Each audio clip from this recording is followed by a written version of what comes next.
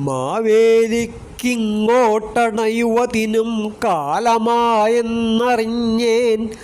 പാവത്താൻ വന്നിങ്ങണയുവതിനായി കാത്തിരിപ്പോരുമുണ്ടേ. കച്ചോടം നന്നായി വരണമതിനോ വേണമെന്നോർത്തു സർവം കാച്ചും പറ്റിപ്പാൻ പലതു ഭഗവാൻ രക്ഷയേകി തുണയ്ക്കും.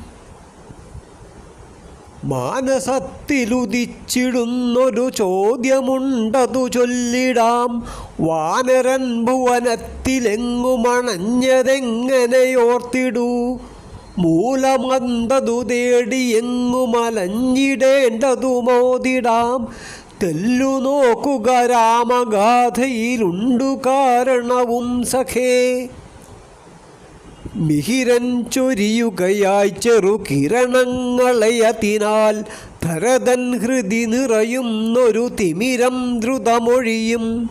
അതുപോൽ മമ മനമേറിയ വിഷമങ്ങളുമഖിലം തുണയേകുകയകലാൻ തവ ചരണം മമ ശരണം.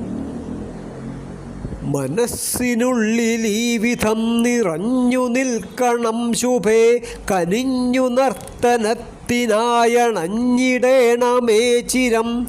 വരിക്കു ചേർന്ന വൃത്തവും പദങ്ങളും നിരന്തരം വിരിഞ്ഞു നിന്നിടാൻ വരം തരേണമേ കൃപാകരീ.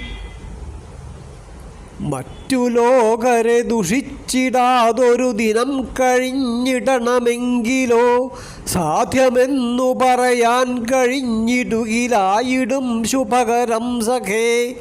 ഒറ്റ നാളിലിതിനാകിലോ തവ മഹത്വമേറിടുമതോതിടാം.